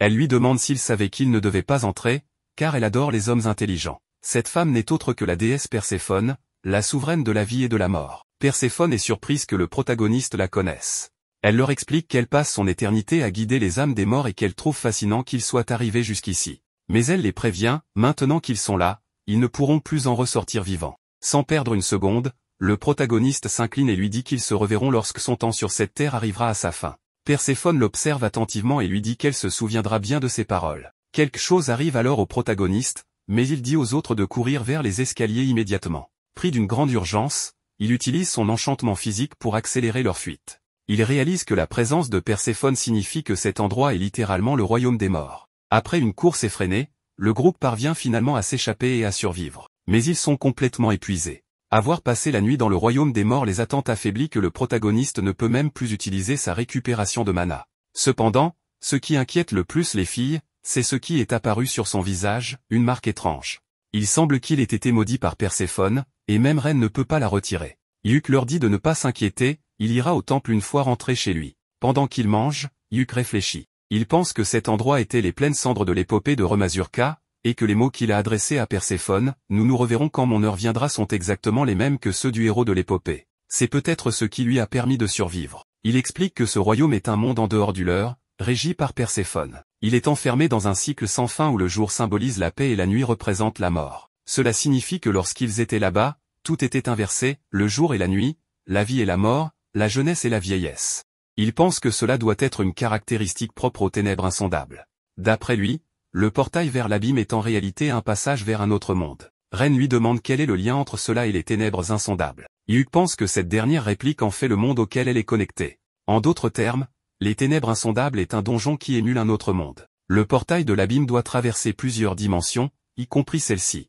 Si c'est vrai, alors le donjon pourrait être capable de recréer d'autres mondes, comme les pleines cendres. Enfin, ce ne sont que les hypothèses du protagoniste. Maintenant qu'il y pense, Hyuk veut savoir à quel étage il se trouve, mais il semble qu'il n'ait aucun moyen de le savoir. Il soupçonne qu'il pourrait être au 30e étage, précisément celui atteint par l'expédition d'il y a 20 ans. Il semble qu'ils aient sauté plusieurs étages sans comprendre pourquoi. Selon Marina, il est probable que les escaliers les transportent à des étages aléatoires et que le deuxième étage du début n'était peut-être pas réellement le deuxième. En tenant compte de cela, le protagoniste ne sait pas s'il doit se retirer ou continuer. Silk pense qu'il est encore trop tôt pour y réfléchir et recommande de se reposer. Les autres filles sont du même avis, car elles ont à peine l'énergie de marcher. Tout le monde décide donc de se reposer. Hyuk est le premier à s'endormir, mais à son réveil, il est attaché. Simon dit l'avoir suivi. Hyuk lui demande ce qu'il veut, mais Simon reste confiant car il dit avoir l'avantage, et il semble dire vrai. Camilla dit qu'elles ont toutes été attachées pendant leur sommeil, et Barry avertit que ce que Ren porte autour du cou est un collier de soumission. Simon raconte qu'il l'a reçu d'un sponsor qui déteste profondément le protagoniste. Grâce à cela, Ren obéira à tout ce qu'il ordonne. Bien sûr, il n'a pas de bonnes intentions. Maintenant qu'ils ont été considérés comme des criminels et exilés, tout lui est égal. Simon dit qu'il veut donner une seconde chance au protagoniste et faire la paix. Il lui tend un papier à signer. Ce document indique que dès le début de la mission, Trèfle a demandé une alliance avec Thunder Pike. Il stipule également que la discrimination envers les elfes est un problème chez Trèfle et que Thunder Pike a été sollicité pour donner l'exemple. Il accuse Trèfle de tous les dégâts causés en raison de leurs mensonges, notamment ceux de leur chef, Hyuk. De plus, le protagoniste est censé exprimer de profonds regrets et s'excuser auprès de Thunder Pike, qui est totalement innocent. Enfin, Thunder Pike absorbera Trèfle pour l'aider à corriger son comportement. En résumé, Simon veut que Hyuk dise tout cela en direct pour redorer l'image de Thunder Pike. Le protagoniste refuse, mais Simon commence à le frapper. Il estime que Hyuk lui doit tout après les avoir abandonnés. Il croit toujours que Hyuk est responsable de tout ce qui leur est arrivé. Barry lui demande de se calmer, car si Hyuk meurt, rien de tout cela ne fonctionnera. Simon comprend que c'est vrai. Pour prouver qu'il est sérieux, il ordonne à Barry de tuer Silk. Cependant, avant cela, il dit vouloir s'amuser un peu avec elle. Hyuk sait que la situation va très mal tourner, alors il décide de signer le papier pour que tout le monde soit laissé en paix. Simon lui tend alors le document et de l'encre pour signer, mais soudain, un étrange tremblement se produit. Le protagoniste s'arrête, sentant que le donjon est instable, mais Simon n'en a rien à faire. Tout le monde commence à tomber, et il semble que ni le protagoniste ni les filles ne vont s'en sortir. Heureusement, Jamie utilise un sort pour amortir leur chute. Cet événement est inattendu, mais le protagoniste n'hésite pas à la remercier. Simon lui demande ce qu'elle fabrique, mais des orques apparaissent soudainement. Jamie donne alors sa sacoche à Hyuk. Le protagoniste active alors le parchemin de sanctuaire. Jamie réveille tout le monde et les libère du sortilège. Ensuite, il active le parchemin de sortie. Hyuk demande à Jamie d'emmener Simon et les autres avec eux, mais elle hésite, trouvant leur comportement cruel. Hyuk répond que la justice décidera de leur sort, mais qu'ils ne peuvent pas mourir ici. Bien sûr, cet enfoiré de Simon attrape Ren et refuse de partir. Honnêtement, quelqu'un devrait vraiment éliminer ce personnage de l'histoire. Il est insupportable. Les filles gagnent du temps en combattant les orques. Pendant ce temps, Hyuk demande à Simon ce qu'il fabrique. Le protagoniste ne peut pas bouger en utilisant le parchemin, mais Jamie courageusement pousse Simon pour que les autres puissent s'enfuir. Ce type est complètement fou et croit qu'il pourra toujours s'échapper. Barry et Camilla le supplient de les aider à fuir, mais il leur hurle de se débrouiller au lieu de se plaindre. Grâce à Jamie, tout Trèfle parvient à s'enfuir. Il semble que tout soit terminé pour Thunder Pike. Les orques risquent de lui faire des choses horribles. Cependant, il semble que Simon ait encore un atout dans sa manche. Nous voyons maintenant Jamie dire qu'elle regrette d'avoir toujours demandé des médicaments au protagoniste, car elle n'avait aucune idée de leur coût. Elle se sent très mal d'avoir fait quelque chose d'aussi horrible. Elle mentionne que lorsque Hyuk a quitté le groupe, elle a réalisé à quel point il s'efforçait de les garder tous en sécurité. Malheureusement, elle s'en est rendue compte trop tard et regrette de ne pas lui avoir présenté ses excuses plus tôt. La blonde est remplie de remords, car elle sait que Hyuk, étant une personne d'une grande bonté, lui aurait pardonné, et qui sait, peut-être même invité dans le groupe Trèfle. En réalité, Jamie ressent un peu de jalousie en voyant à quel point le groupe Trèfle est harmonieux, et elle se demande si elle pourra un jour vivre la même chose. Comme on l'appelle, elle mentionne que dans cette gemme magique sont enregistrés tous les méfaits de Thunder Pike. Elle demande une nouvelle fois pardon à Hyuk et espère qu'il s'en sortira bien. Tout cela a été observé par Trèfle et par nul autre que Benwood. Le protagoniste se sent coupable, car bien que Jamie ait tout fait pour les sauver, lui n'a pas pu la sauver, elle. Benwood mentionne qu'ils ont reçu un signal en provenance des obscurités insondables et qu'il va maintenant l'afficher. Il s'avère que c'est Jamie à nouveau, et elle dit que les obscurités insondables est en grand danger, car elle est littéralement en train de s'effondrer. Benwood hésite à aller chercher de l'aide ou non, mais Hyuk veut absolument y aller en personne pour la sauver. Le protagoniste demande un autre parchemin de sortie, prêt à le payer s'il le faut, mais le vieil homme n'a pas encore pris sa décision. Hyuk ne veut pas attendre qu'on lui donne l'autorisation, il ira seul s'il le faut. Mais les filles ne comptent pas le laisser faire, il n'a même pas à y penser. Ren veut l'accompagner, car elle porte toujours ce collier de mission et doit résoudre ce problème. Le protagoniste en profite pour lui demander de s'approcher et, grâce à un sort, il parvient à lui retirer le collier. Il s'avère que le sceau qu'il a sur le visage lui a conféré des sorts et des capacités qu'il n'avait pas auparavant. Le sort qu'il vient d'utiliser est en réalité de la magie noire, et Hugues mentionne qu'il est littéralement devenu un disciple de Perséphone. Il leur demande cependant de ne pas en parler à l'église. Les filles sont inquiètes à ce sujet, mais lui pensent qu'il n'y a pas de quoi s'en faire, tout porte à croire qu'il a plu à la déesse de la mort. Revenons au sujet principal, ils doivent aller sauver Jamie. Mais juste devant la porte, un certain Bézio tente d'entrer. Il croit que Simon a rempli son objectif, mais le protagoniste lui fait comprendre qu'il se trompe. Il lui annonce que Simon est apparemment mort, mais Bézio ne le croit pas, car il était censé avoir un contrôle total sur Ren. Évidemment, celle-ci intervient et lui donne une leçon, mais le protagoniste l'arrête avant qu'elle n'aille trop loin. Il lui explique que Bézio est un marchand influent, et lui ôter la vie pourrait entraîner de graves conséquences. Il révèle qu'il est derrière tout cela, et maintenant que Ren est au courant, elle lui remet son collier de mission et le menace, s'il refait surface, il souffrira de la pire des façons. Elle lui fait également comprendre qu'elle appartient désormais au protagoniste, ce qui choque toutes les autres. Le protagoniste veut en profiter pour lui laisser un dernier cadeau, il lui lance une sorte de malédiction. Si Bézio s'approche de Ren volontairement, son sang commencera à bouillir. Mieux vaut pour lui être prudent. Durant la nuit, tout le groupe s'est réuni et a préparé tout le nécessaire pour aller secourir Jamie. Elle pense que tout est prêt, mais le protagoniste leur rappelle que l'essentiel manque encore, le parchemin de sortie. Le problème, c'est qu'ils sont rares, et personne ne sait si Benwood a pu en obtenir un par miracle. Quelqu'un frappe à la porte. Cette fois, c'est Lucène du groupe Scordia. Ce bel homme tend au protagoniste son précieux parchemin de sortie, mais avant cela, il veut savoir pourquoi diable il veut retourner dans les obscurités insondables. Le protagoniste répond que c'est pour sauver une amie qui, d'ailleurs, lui a récemment sauvé la vie. Lucène accepte cette explication et lui remet le parchemin. Pour lui, l'essentiel est que le protagoniste comprenne ce qui est réellement important pour un véritable aventurier. Néné mentionne que, selon les rumeurs, Lucène a perdu la majeure partie de son groupe dans un donjon. Une fois à l'entrée, Benwood leur rappelle que s'ils retournent dans les obscurités insondables, ils seront punis, car ils ont déjà terminé le donjon. Mais, par inquiétude, ils n'en tiennent pas compte. Le protagoniste lui annonce qu'il ne compte pas faire marche arrière. Le vieil homme veut savoir s'il pense réellement pouvoir retrouver Jamie. Le protagoniste explique que, puisque les obscurités insondables semblent être connectées à d'autres mondes, tout dépendra de s'ils auront la chance d'être envoyés au même endroit qu'elle. Enfin, en y réfléchissant mieux, Hugues se rend compte que cela ne dépend pas tant de la chance, mais plutôt du subconscient de l'aventurier. Par exemple, lorsque son oncle, Benwood et les autres sont entrés, ils avaient en tête que le donjon était linéaire, ce qui les a menés directement jusqu'à la fin. Benwood comprend maintenant, c'est pour cela que, lorsque le protagoniste y est allé avec d'autres pensées, il s'est retrouvé dans l'endroit le plus étrange de tous, le champ gris. Hugues et les autres entrent en ne pensant qu'à une seule chose, sauver Jamie. Après être entrés et avoir combattu de nombreux ennemis, ils atteignent un niveau où ils découvrent la ville de Fini complètement détruite. Ils ne tardent pas à trouver une trace de sang, et Hugues sait que si cela appartient à Jamie, elle se dirigera sans aucun doute vers la maison de son frère. En suivant la trace, il la trouve allongée au sol, mais malheureusement, elle n'est pas seule. Simon est bel et bien vivant et remercie le protagoniste de lui avoir épargné la peine d'aller le chercher. Mais Hugues sait que cet homme n'est pas Simon.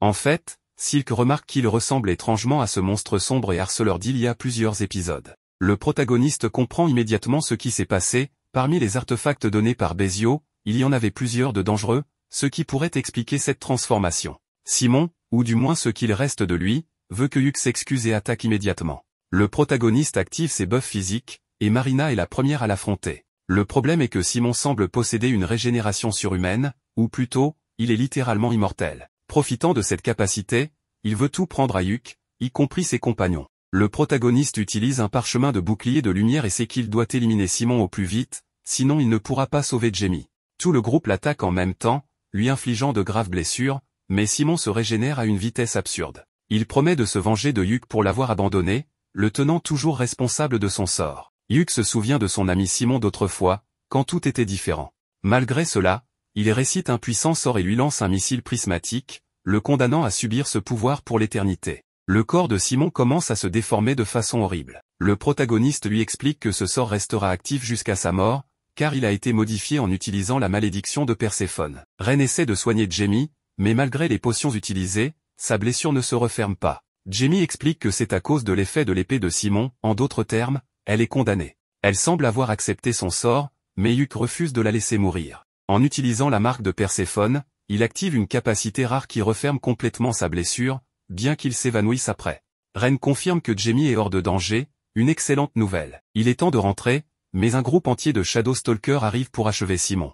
Cette fois, Yuk n'a pas l'intention de lui venir en aide. C'est un adieu définitif à Simon, ou du moins à l'ami qu'il était autrefois. Une semaine plus tard, Benwood informe le groupe que, même involontairement, il doit punir Trèfle. Ils perdront des points et ne pourront pas faire de mission pendant un mois. Mais ce n'est pas tout, Benwood lui-même subira une retenue de salaire pendant 3 mois pour ne pas avoir mieux encadré ses aventuriers. Quant à Jamie, ancienne membre de Thunder Pike, sa licence d'aventurière est révoquée, et elle ne pourra pas en faire la demande avant 1 an. Surprise, elle s'attendait à une sanction plus sévère, voire à être exilée. Cependant, Mamar lui explique que, comme elle a fourni des informations sur Thunder Pike et qu'il a été confirmé qu'elle n'était pas impliquée dans les rumeurs contre Silk, elle n'a pas reçu une punition aussi lourde. Dans la rue, Jamie demande à Yuk s'il a plaidé en sa faveur. Il avoue que oui, mais que c'est finalement le royaume et la guilde qui ont pris la décision. Elle lui présente encore une fois ses excuses, mais Yuk lui dit d'arrêter, car elle l'a déjà fait trop de fois. Malgré tout, Jamie admet qu'elle se déteste pour ne pas avoir réagi à temps. Mais elle déteste aussi le fait que Yuk soit un tel coureur de jupons. Elle se demande si elle pourra changer un jour, mais Yuk pense qu'elle l'a déjà fait, vu qu'il parle normalement en ce moment même. De son côté, le protagoniste se dit qu'il aurait dû changer les choses plus tôt, car leur situation aurait pu être bien différente. Jamie insiste sur le fait que tout était la faute de Simon et des autres, et qu'il ne doit pas se sentir coupable. Yuk accepte ses paroles et lui fait ses adieux. Il est temps pour elle de rentrer chez son frère, tandis que lui doit retourner auprès de son groupe. Yuk se rendit à la guilde et informa Mamar qu'il souhaitait recruter Néné dans l'équipe Trèfle. Mamar fut ravi d'apprendre cela et demanda si Néné pouvait se débrouiller seule. Yuk la rassura en affirmant que Néné était plus que capable et qu'elle les accompagnait déjà depuis un certain temps. Mamar accepta et déclara qu'elle s'occuperait des formalités administratives. Yuk demanda s'il devait d'abord consulter Néné. Alors que Mamar ouvrait la porte, elle révéla que Néné n'avait aucune objection. Cependant, en ouvrant la porte, ils découvrirent Néné en train d'écouter aux portes. Surprise, elle tomba au sol. Mamar lui dit qu'elle devait apprendre à mieux se cacher la prochaine fois. Néné expliqua qu'elle était venue remettre un message de Silk à Yuk. Mamar la réprimanda pour avoir espionné, et Néné s'excusa. Yuk lui demanda ensuite son avis puisqu'elle avait déjà entendu toute la conversation. Néné avoua qu'elle voulait demander la permission de les rejoindre mais qu'elle craignait de causer des problèmes. Yuk la rassura en lui affirmant que cela ne posait aucun souci et qu'il comptait sur elle. Il lui tendit alors la main, ce qui ravit Néné, qui la serra avec enthousiasme à plusieurs reprises.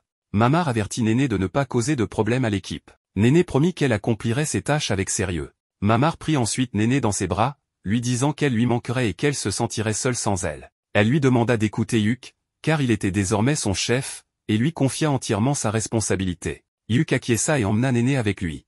En sortant, Yuk lui demanda quel était le message qu'elle devait lui transmettre. Elle lui remit une lettre et lui dit qu'il comprendrait en la lisant. Après avoir lu la lettre, Yuk suggéra d'aller voir Jamie. Jamie était en train de ranger des livres sur les étagères de la bibliothèque à l'aide de sa magie lorsque Yuk et Néné entrèrent. Yuk la complimenta sur son efficacité, et Jamie répondit humblement que ce n'était rien d'extraordinaire. Elle fit ensuite remarquer à quel point la pièce était devenue en désordre. Yuk expliqua que Benwood l'avait laissée ainsi après avoir laissé la salle sans utilisation. Jamie estima qu'il lui faudrait une semaine pour tout remettre en ordre, ce qui surprit Néné. Jamie expliqua qu'elle travaillerait dur et qu'une semaine lui semblait un délai raisonnable. Néné s'étonna, avouant qu'il lui faudrait des mois pour y parvenir. Jamie remercia ensuite Yuk d'avoir demandé au chef de la guilde de lui permettre de travailler là pour aider à financer le traitement de son frère Tech.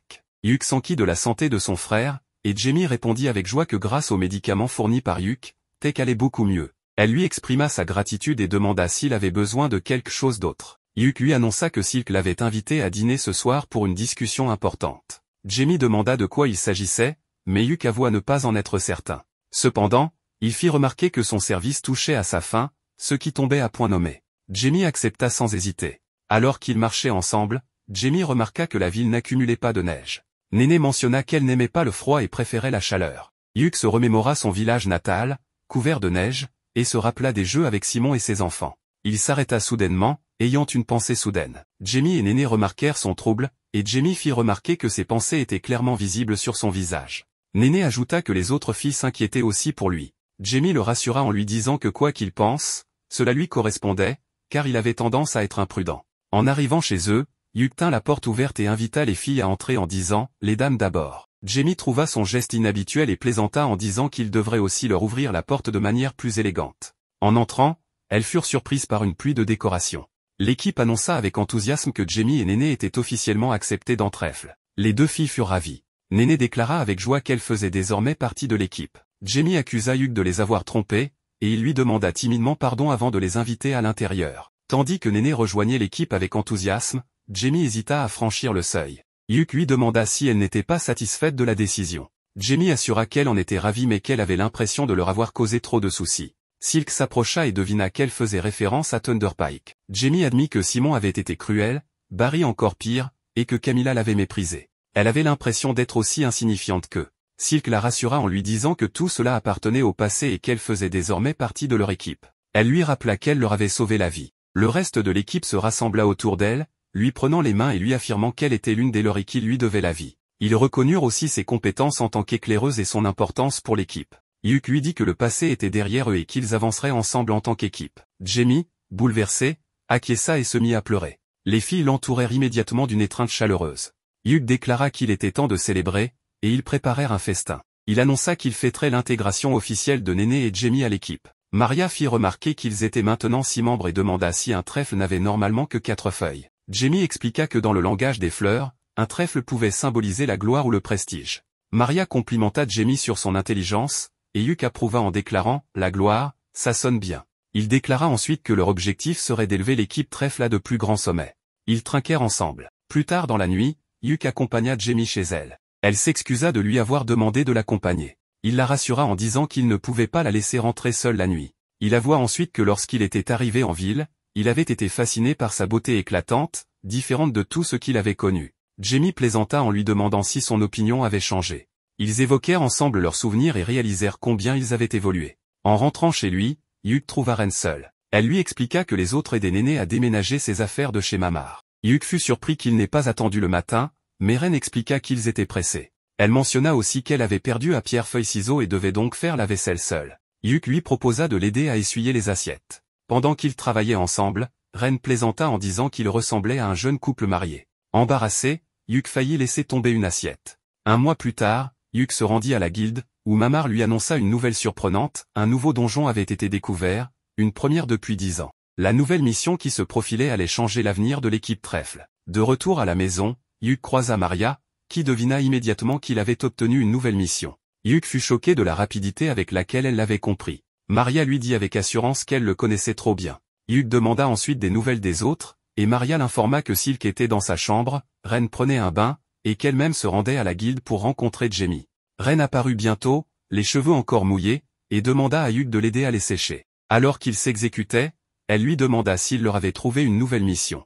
Hugh confirma et mentionna que Maria était déjà au courant. Reine décida de faire une sieste avant le dîner pour être bien reposée. Peu après, Silk rejoignit Hugh, lui apportant une boisson chaude car il faisait froid dehors. Elle supposa également immédiatement qu'il avait trouvé une nouvelle mission. Hugh fut déconcerté par la façon dont tout le monde semblait savoir avant même qu'il n'annonce quoi que ce soit. Silk le rassura en disant que cette mission semblait bénéfique pour Trèfle, et elle se porta volontaire pour l'aider à planifier. Elle insista également pour que personne d'autre que lui ne dirige leur équipe. Hugh admit qu'il ne connaissait pas encore tous les détails, mais Silk pouvait déjà dire qu'il avait décidé de l'accepter. Hugh confirma qu'il prévoyait de prendre la mission, mais qu'il devait d'abord recueillir plus d'informations.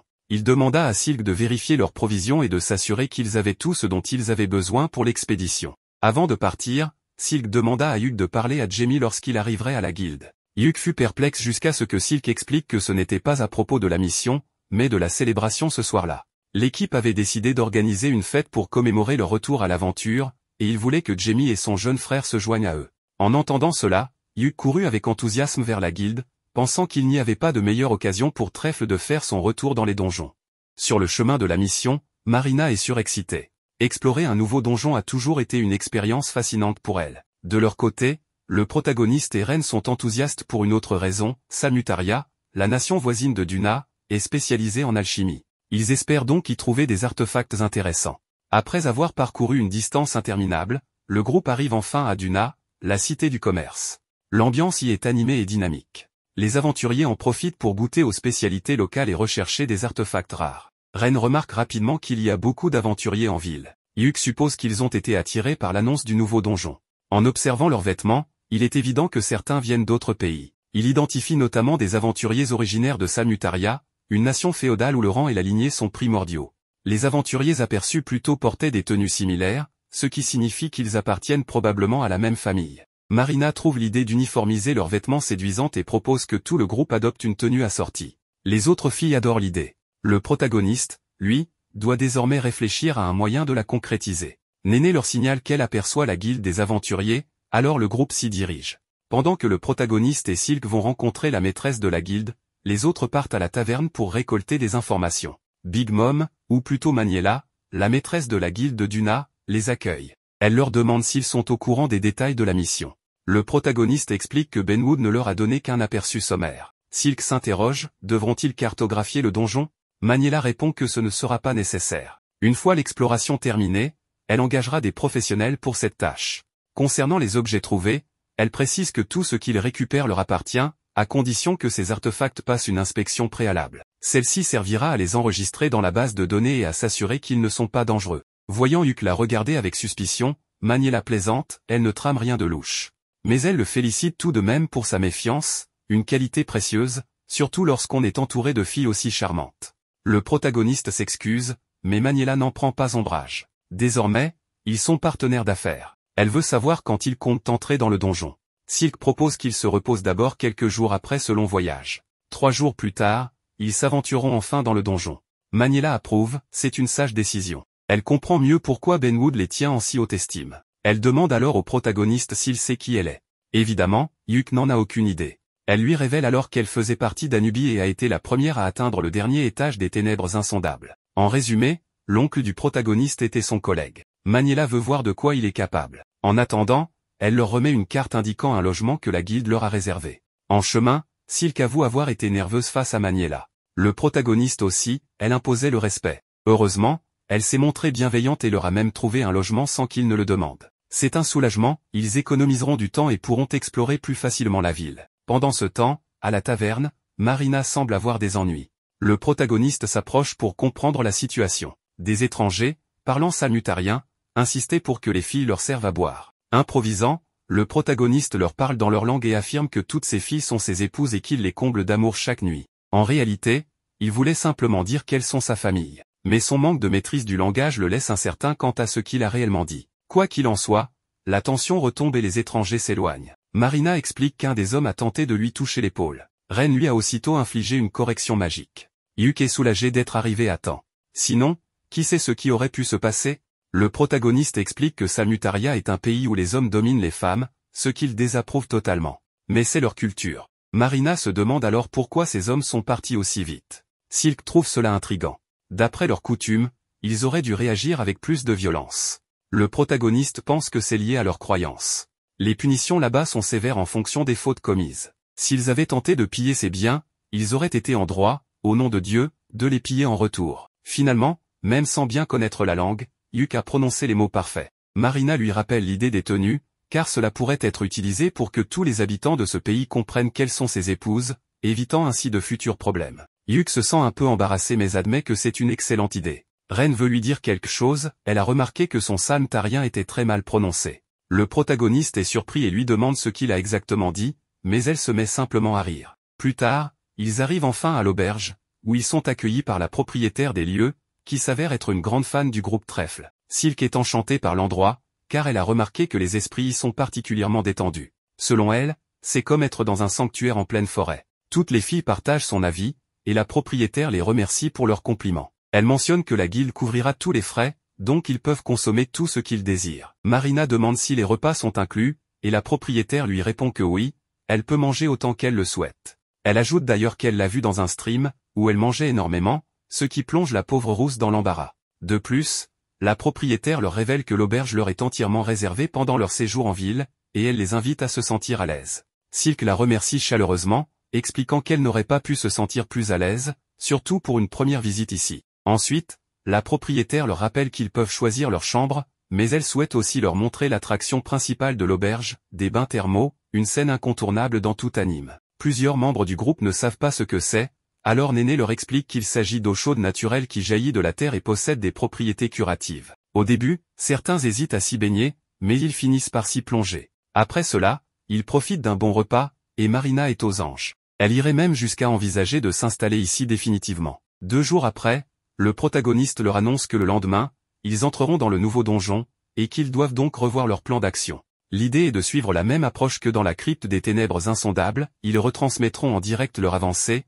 en essayant d'aller aussi loin que possible. Il est probable qu'à partir du 5e étage, l'accès à la crypte soit ouvert au public. Pour l'instant, on sait seulement que le premier niveau est un canal souterrain. Quant aux autres, leur emplacement et les types de monstres qui s'y trouvent restent inconnus. Toutefois, ils ont une vague idée des créatures qu'ils pourraient rencontrer, et il est évident qu'ils seront en compétition avec d'autres groupes pour être les premiers à la terminer. Néné demande qui sont les autres équipes, et le protagoniste explique qu'il y a les Fullbound, un groupe de Rambé originaire de Duna, ainsi que Misty, un autre groupe de Rambé venant de la capitale. Et bien sûr, il y a eux, le groupe Trèfle. Il insiste sur le fait qu'ils ne doivent pas se focaliser sur la compétition, car s'ils ne pensent qu'à gagner, ils risquent de commettre des erreurs. Ils devront simplement agir comme d'habitude. Yuk rappelle également que leur mission principale est d'explorer les 5 premiers étages avant leur ouverture au public. En étudiant le premier étage, ils pourront déjà se faire une idée de la dangerosité de l'endroit. Le protagoniste avertit ensuite Néné qu'elle ne pourra pas utiliser son détecteur éolien dans la crypte à cause des courants d'eau souterrains. Il risque d'être trop imprécis, alors il lui demande de se charger de l'exploration. Elle accepte, et Silk leur rappelle de bien se reposer et de se préparer correctement pour la mission. Le lendemain, une fois arrivés au lac près de la crypte, Maniela leur montre une grande cabane servant de centre de commandement, où des membres de l'Académie royale sont présents. Elle leur explique qu'ils pourront tout observer grâce à un artefact apporté par les sages, qui permet de faire fonctionner des tablettes pour suivre leur progression en direct. Marina demande comment s'appelle la crypte, mais Maniela leur rappelle que, comme personne ne connaît encore son intérieur, elle n'a pas encore de nom. En fait, si leur exploration est un succès, ils pourraient même être ceux qui lui donneront son nom, alors elle les encourage à faire de leur mieux. Après tout ce temps, Trèfle est enfin prêt à explorer une nouvelle crypte. Dès leur entrée, le protagoniste lance immédiatement le live, salue ses spectateurs et leur explique leur mission. Toute l'équipe est déterminée à faire un excellent travail dans cette nouvelle aventure.